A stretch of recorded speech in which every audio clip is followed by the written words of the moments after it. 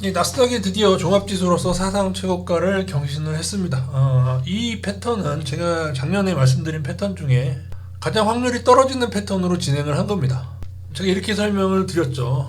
어떤 버블의 모형이 형성되고 난 다음, 이렇게 형성이 되고 난 다음에 가장 흔한 패턴은 여기서 한 40% 정도 오르고 꺾이는 이 패턴이 가장 흔하고, 나스닥이 큰 시장이기 때문에 코스닥처럼 이렇게 세 번을 끌어올리는 일은 드물 것이다 라고 말씀을 드렸습니다.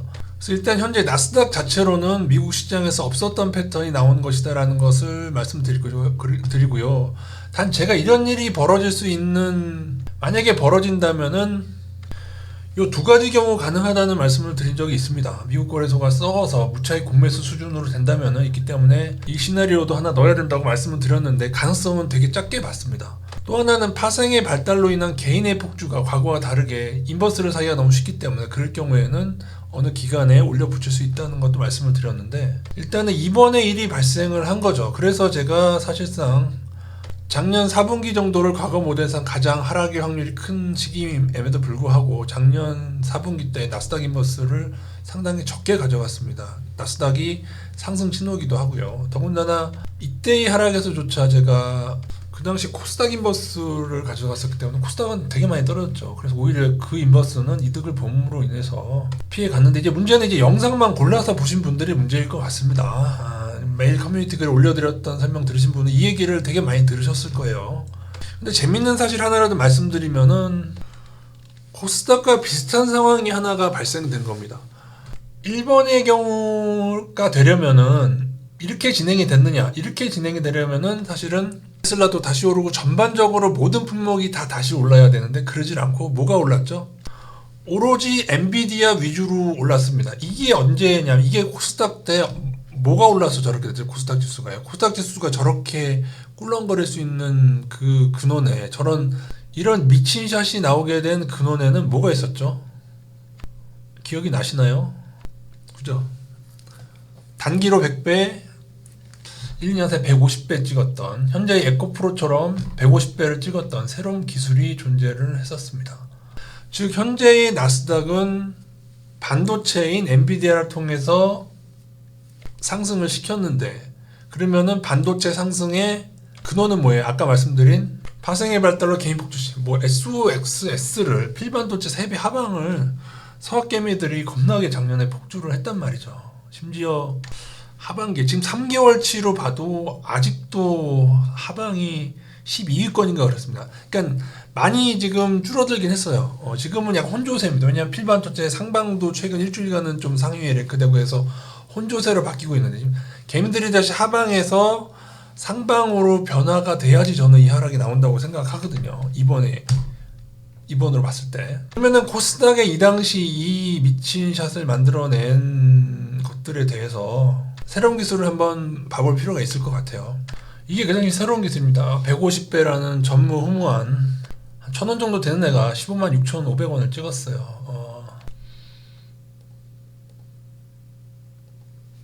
짜잘한 건 더 많죠. 짜잘한 건 더 많습니다. 짜잘한 건 한 5-6번을 더 추가해도 될 정도로 이렇게 짜잘한 빗기는 더 많았고요.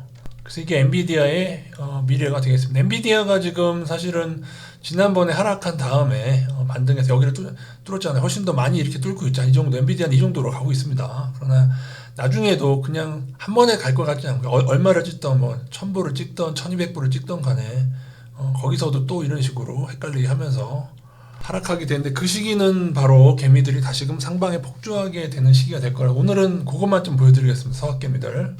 서학개미들의 폭주가 어떻게 됐냐면은, 이 고점에서는 TQQQ, 그리고 작년 초에는 이게 22년 말과 23년 초에 이래서 이게 다 문제가 됐었고요. 저는 사실은 얘네들이 이 하반기쯤 되면은 이 즈음에서 당연히 서학개미들이 상방전환 할 줄 알았는데 그게 강하게 일어나지가 않았습니다. 제가 늘 말씀드릴 커뮤니티 말씀드렸죠. 그래서 저희가 작년에 제가 인버스 비중에서 나스닥 인버스 크게 가지 않은, 지금도 크진 않죠 여러분, 15% 정도까지 모은 상태인데, 말씀드리는데 그것 때문에 그렇습니다. 작년에 하반기에 예를 들어 서학개미들이 막 상방에 폭주했다 그러면은 좀 더 많이 가져갔을 것 같아요. 또 하나는 코스피의 외인 동향이 11월인가 이후로 그때 2차 전지 급락했을 때 기억나시죠? 그 이후로 되게 좋아진 적이 있단 말이에요.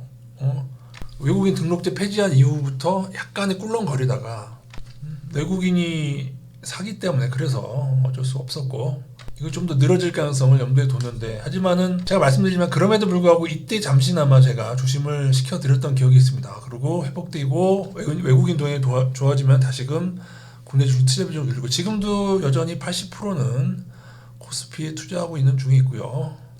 현 구간에서는 20% 정도의 인버스는 나스닥 이 중에 15%를 차지하고 있는데요. 이후에는 나스닥이 더 오른다고 해도 2.5% 정도씩 분할로 늘려가서 70%를 채운다고 말씀드린 바 있습니다. 그래서 지점마다 개미들이 폭주한 것들이 다 문제가 생겼고, 더군다나 작년에 뭐가 있었냐면은 미국채 데일리 20년물 세배 상방까지 개미들이 폭주했는데 그것도 폭망을 했어요. 그래서 세이브로라는 사이트로 가시면은 서학개미들의 종목별 내용 탑 50이 있습니다. 여기서 순매수를 1개월간 순매수로 하셔야 되겠죠. 그래서 어느 지점에 어느 가격대에서 어떤 ETF를 폭주했는가를 보셔야 되는데, 물론 1개월간 서학개미 매수상에 엔비디아가 올라 있습니다. 문제는 이제 3배거든요. 3배. 이거는 이제 옛날에는 거의 1위로 기억하다가 이제 개차반이 났었고, 보면은 상위권에 아직도 불이 안 들어와 있다는 거예요. 세미컨덕터. 지금도 아직도 베어가 17위권에 있습니다. 네, 여기 17위 보이시죠? 일주일 단위로 제가 보여드릴게요. 아, 또 바뀌었네. 며칠 전 일주일 단위에서는 불이 또 상위에 올랐는데, 지금 이거 왜 그러죠? 이게 아직도 베어네. 이건 약간 혼조세를 볼 수가 있는 게, 일부는 엔비디아 상방에 하고, 그죠? 근데 지금 여러분 이 3배가 왜 문제가 되냐면은, TQQQ의 기반은 나스닥 100입니다. 나스닥 종합지수는 지금 넘었지만은 나스닥 100은요, 이게 나스닥 100 차트라고 하면 나스닥 100은 이미 이 정도까지 올라와 있어요. 당연히 이쯤에 와 있어야 돼요. 지금 제가 볼 때 나스닥 100이 기반이기 때문에. 그래서 절대로 3배를 가시면 안 되고 1배를 가셔야 되고, 이건 SQQQ도 마찬가지예요. 지금 쪼그라들었죠. 나중에 나스닥이 떨어져도 절대로 SQQQ는 본전 회복이 안 될 겁니다. 그걸 아셔야 돼요. 지난주에 봤을 때 19일에서 23일을 설정했을 때에는 반도체 3배 상방이 8위권에 올라왔었거든요. 제 기억으로는 더 위까지도 올라왔던 시기가 있었는데 이게 다시금 사라졌다는 얘기네. 그걸 설명드리라고 켰는데 이게 또 바뀌어버렸네요. 저는 당연히 지금에는 이게 더 폭주되고 있을 줄 알았는데, 근데 그 당시는 이거 TQQQ도 이렇게 되면서 그 당시 SQQQ하고 좀 다르게 흘러가나 싶었는데 다시금 또 혼조세가 됐습니다. 여러분이 어쨌든 3개월, 6개월 다 돌려보시면은 그동안 그 시기마다 개미들이 어느 지점에서 3배 ETF를 나스닥이든 반도체든 상방으로 쳤는지 그걸 알 수가 있기 때문에 이거를 기반으로 해서. 근데 아직은 또 아니네. 어쨌든 테슬라는 상업개미들이 계속 폭주를 하고 있습니다. 지난 1년 동안으로 설정을 해보면은 아까 말씀드린 20년 미국 국채가 굉장히 컸었고요. 그리고 지금 3배 하방이 여기서 밀려 내려왔죠. 작년 상반기만 해도 그게 상위에 있었다. 그래서 조금은 여전히 SQQQ 나스닥 하방은 아직도 10위권에 존재를 합니다. 그리고 테슬라 1.5배 불도 여기에 유지되어 있고요. 여전히 17위권에 베어가 존재하고, 여전히 아직도 서학개미는 지난 1년간을 봤을 때 베어가 SQQQ와 SOX에서 하방이 더 우위지만은 그것이 상위 랭크에서는 점점 내려오고 있다. 일부는 손절이 되고 있다고 보시면 되겠죠. 이렇게 좀 복잡하지만 계속 보면서 갈 수밖에 없을 것 같습니다. 마지막으로 이 말씀을 드리고 마치겠습니다. 여러분이 나스닥을 어떤 품목으로 보느냐에 따라서 추가로 더 그것이 오른다고 해서 이 튤립이 아닌 게 아니죠. 여전히 이것은 위험자산에 해당이 됩니다. 아까 말씀드린 그러한 3가지 이유를 가지고 더 오버슈팅을 하더라도 이것은 나중에 과거 코스닥 때처럼 반드시 급락을 하게 될 것이고요. 지금 이 버블을 엔비디아를 통해서 만들고 있다는 사실을 꼭 기억을 하셔야 됩니다. 엔비디아에 버블이 있다. 과거 새로운 기술처럼. 그래서 AI는 제가 볼 때 인터넷 시대가 2000년도에 왔고 그 이후에 정말 많은 사상이 바뀌었고 AI 시대가 올 거고 또 많이 바뀌겠지만은 이렇게 단기간에 급등한 애들은 어느 정도 급락을 거치면서 가는 것이 맞다. 그렇게 보시면 될 것 같습니다.